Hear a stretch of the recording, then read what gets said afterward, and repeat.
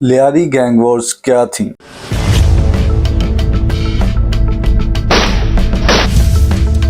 رحمان ڈکیت، عزیر بلوچ، ارشد پپو، بابا لاڈلا، چودھری اسلم خان۔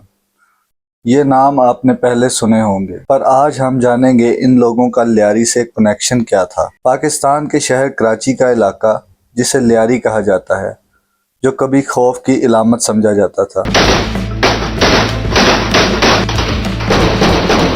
لیکن اس خوف کی وجہ کیا تھی اور کون کون سے لوگ اس خوف کی وجہ بنے؟ لیاری کراچی کا ایک قدیم اور غریب علاقہ ہے۔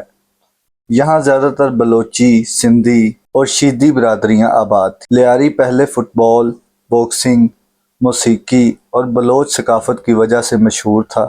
اسے منی برازیل بھی کہا جاتا تھا، لیکن غربت، بے روزگاری اور کمزور پالیسیز نے کرائم کو بڑھا دیا۔ افغان سوویت جنگ کے دوران کراچی میں بھاری مقدار میں اسلحہ، ڈرگز اور سمگلنگ کا کاروبار شروع ہوا۔ اسی دور میں لیاری کے چھوٹے جرائم پیشہ گروہ طاقتور ہونے لگے۔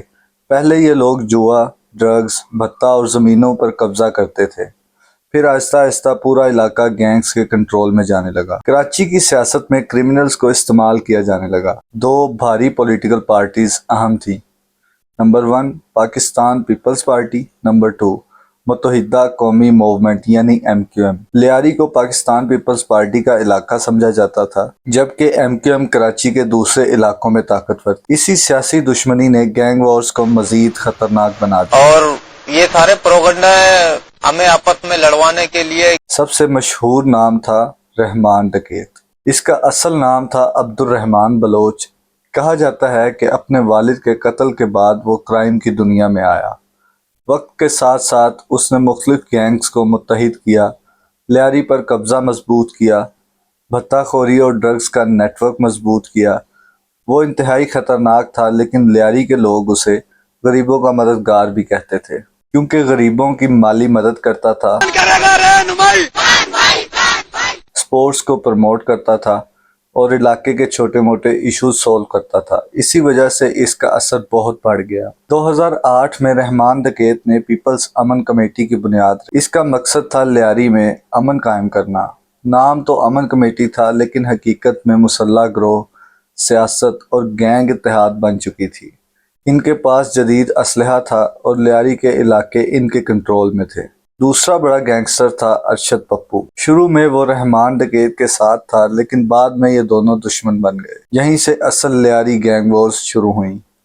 لیاری دو حصوں میں تقسیم ہو گیا: رحمان ڈکیت گروپ اور ارشد پپو گروپ، اور پھر تباہی شروع ہوئی۔ فائرنگ، راکٹ لانچرز، اغوا، ٹارگٹ کلنگ اور لاشوں کی بوریوں کا سلسلہ شروع ہو گیا۔ 2009 میں پولیس آپریشن کے دوران رحمان ڈکیت مارا گیا۔ اس آپریشن کی قیادت مشہور پولیس افسر چودھری اسلم خان نے کی، لیکن رحمان ڈکیت کی موت سے جنگ ختم نہیں ہوئی، بلکہ مزید خطرناک ہو گئی۔ رحمان ڈکیت کے بعد طاقت آئی عزیر بلوچ کے ہاتھ۔ یہ رحمان ڈکیت کا قریبی اور رشتہ دار تھا۔ عزیر بلوچ کے دور میں بھتہ خوری پورے کراچی میں پھیل گئی، گینگز مزید طاقتور بن گئے، جدید اسلحہ استعمال ہونے لگا اور قتل عام بڑھ گیا۔ عزیر خوف کی علامت بن چکا تھا اور اسی وجہ سے اسے پاکستان کے خطرناک ترین گینگسٹرز میں شمار کیا جانے لگا۔ ایک اور خطرناک نام سامنے آیا جسے بابا لاڈلا کے نام سے جانا جاتا ہے۔ پہلے یہ عزیر بلوچ کا ساتھی تھا، پھر دشمن بن گیا۔ اب لیاری میں 3 گروپس تھے: عزیر بلوچ گروپ، بابا لاڈلا گروپ اور ارشد پپو گروپ، اور ان سب کی آپس میں گینگ وارز شروع ہو گئیں۔ ہر گلی کسی نہ کسی گینگ کے قبضے میں تھی۔ پورے لیاری میں ڈر کا ماحول تھا۔ لوگ خوف کی وجہ سے اپنے گھروں میں بند تھے، دکانیں بند رہتی تھیں اور یہاں تک کہ بچے اسکول بھی نہیں جا سکتے تھے۔ گورنمنٹ نے 2012 میں لیاری آپریشن شروع کیا۔ پولیس اور رینجرز لیاری میں انٹر ہوئے، لیکن شروع میں انہیں شدید مزاحمت کا سامنا کرنا پڑا، کیونکہ گینگز کے پاس راکٹ لانچرز، سنائپرز اور بھاری اسلحہ تھا۔ ٹی وی پر کھلے عام گولیوں کی جنگ دکھائی جاتی تھی۔ لیاری گینگ وار کا سب سے مشہور واقعہ ارشد پپو کا قتل تھا۔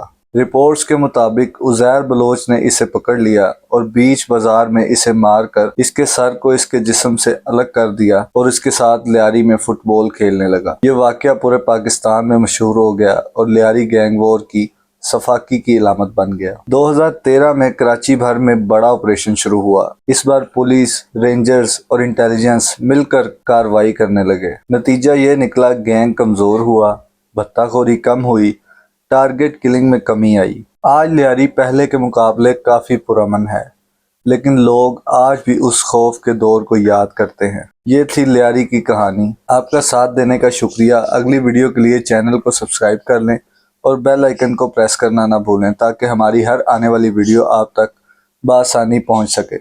शुक्रिया।